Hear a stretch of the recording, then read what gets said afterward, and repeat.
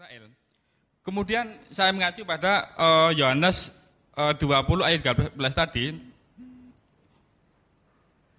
Apakah saya tanyakan, apakah ayat itu firman Tuhan? Sedangkan di situ mengatakan Yesus itu mati. Kemudian diciri orang. Berarti itu kan wartawan yang nulis, Pak. Bukan firman. Maksud saya begitu.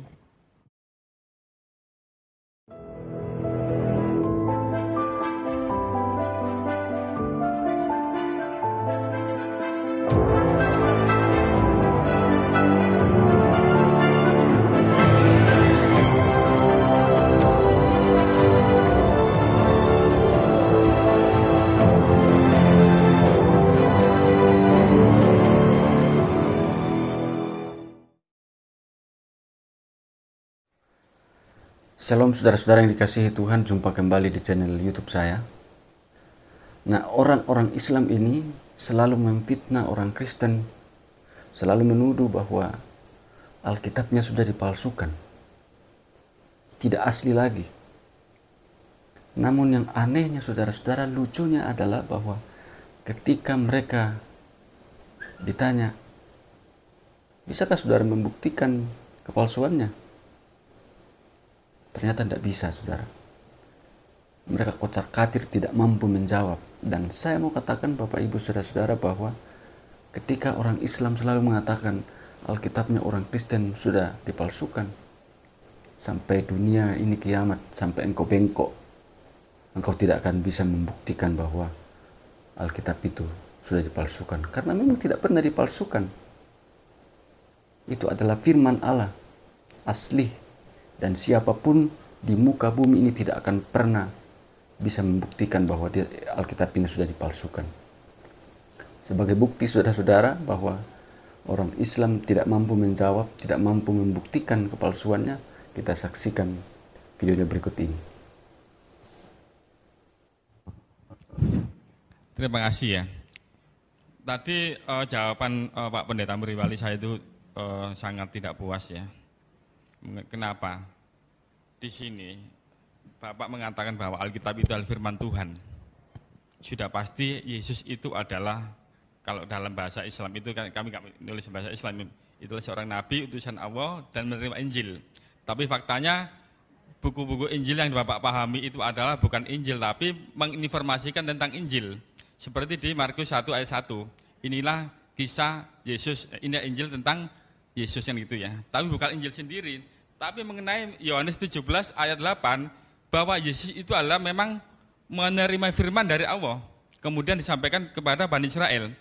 Kemudian saya mengacu pada Yohanes 20 ayat 13 tadi. Apakah saya tanyakan, apakah ayat itu firman Tuhan? Sedangkan di situ mengatakan Yesus itu mati, kemudian diciri orang. Berarti itu kan wartawan yang nulis, Pak, bukan firman. Maksud saya begitu.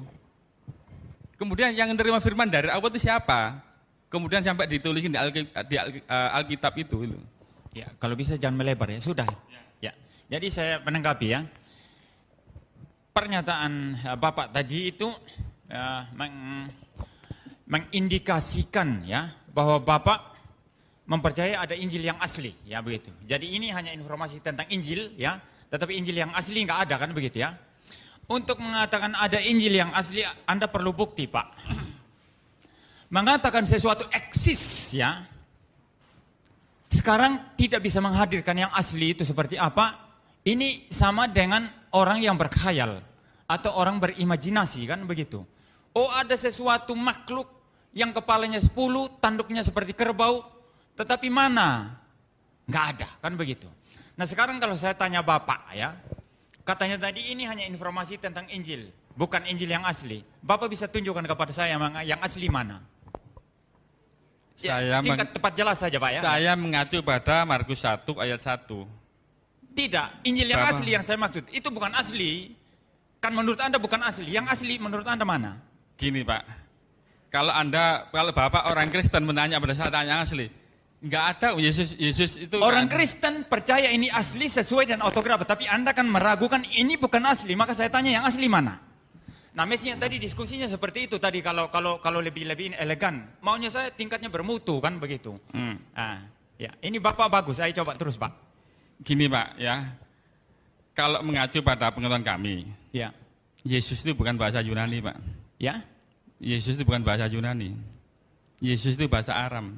Dan firman yang diterima Yesus itu bukan bahasa-bahasa Yunani seperti yang ada pada kodek-kodek itu. Ya, ini kan asumsi. Sekarang saya minta yang menurut Bapak asli itu mana? Kalau ada sekarang saya Ya jelas nggak saya ada coba Pak. gitu. Nah, Anda mendasarkan Jangan Anda, katakan gini bahwa loh. firman itu dari Allah itu kitab terjemahan Gini bilang loh. asli. Jadi gini Tidak loh. ada yang kitab terjemahan itu asli, tidak ada Pak. Ya, jadi gini, Anda mendasarkan ya pendapat argumentasi Anda ini kepada sesuatu yang tidak ada buktinya begitu. Jadi argumentasinya ini bagaimana?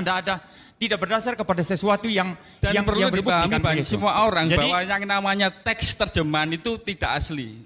Yang namanya asli itu ada firman Tuhan yaitu asli Pak. tidak. Ini begini, kan jelas tadi Anda bilang ini hanya informasi tentang Injil yang asli tidak ada. Nah, Anda untuk meneguhkan klaim ini perlu didukung oleh data asli. Injil asli itu mana kan begitu. Kalau tidak ada itu klaim Anda ini kan klaim kosong kan begitu. Ini yang saya mau tegaskan. Betul tidak? Sesuatu yang tidak klaim kosong kan begitu. Kan ini kan begitu. Ya Ustadz Masud mau bicara tapi saya kira ini waktu saya dengan ini ya. Dengan itu. Gini Ya. Pak, saya tanya. Ya. Apakah terjemahan itu asli Pak? Ya. Apakah teks terjemahan itu asli? Nah ini pertanyaannya saya bongkar terus ya. Pertanyaannya salah ya. Yang namanya terjemahan kok bisa jadi asli kan? Terjemahan ya terjemahan. Maka saya jelaskan. Berarti kitab Ya. Bapak itu tidak asli karena adanya teks terjemahan. Saya bilang tadi ya. Alkitab saya ini diterjemahkan sesuai dengan yang autograf. Yang autograf itu yang asli. Berarti tidak asli Pak. Ya. Berarti tidak asli. Saya bilang yang asli autografnya dan ini terjemahannya jelas ya. Yang autografi itu juga ada manuskrip disimpan di museum-museum di dunia. Bahasa Sebentar apa, Pak? dulu. Saya jelaskan dulu. Ada, tetapi manuskrip itu bukan asli. Orang Kristen akui itu bukan asli. Manuskrip terima kasih, Pak. salinan. Ini terjemahan. Nah sekarang begini, untuk memberikan pembelaan atas klaim saya, mengapa kalau Anda juga dituduh kan, Anda juga nggak pegang asli kan, begitu ya? Nggak pegang asli, kok percaya Alkitab? Anda tadi saya tanya, Anda bisa bukti kan? Dia bilang ada Injil yang asli, tidak ada bukti kan? Jadi klaimnya klaim kosong kan begitu. Nah sekarang Anda mana yang asli? Anda kan terjemahan juga. Nah saya memberikan argumentasi.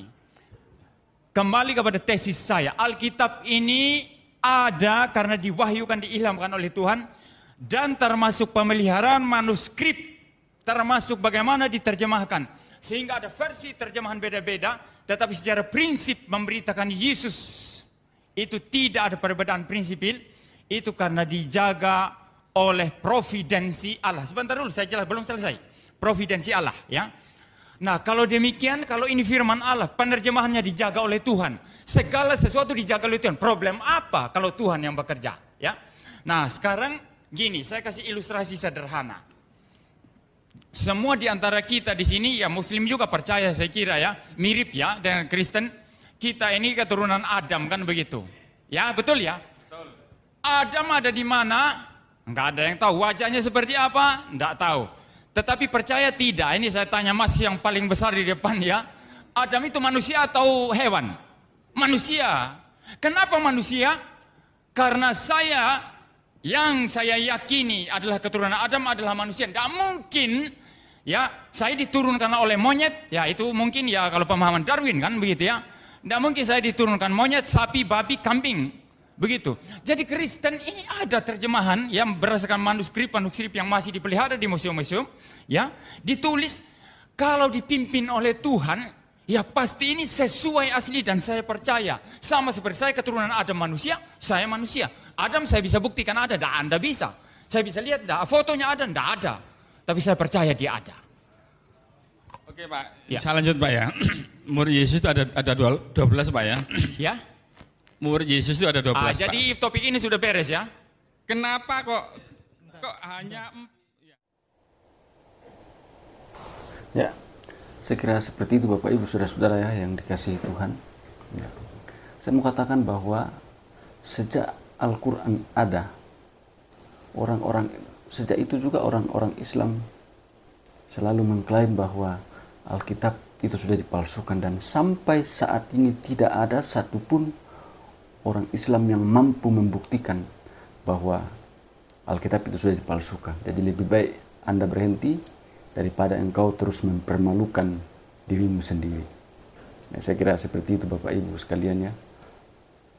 Nah, karena itu Bapak Ibu sekalian jangan lupa untuk terus mendukung channel ini dengan cara like, subscribe, dan share supaya saudara terus akan mendapat notifikasi video terbaru dari saya. Dan semoga channel ini juga bermanfaat bagi orang lain. Tuhan Yesus memberkati.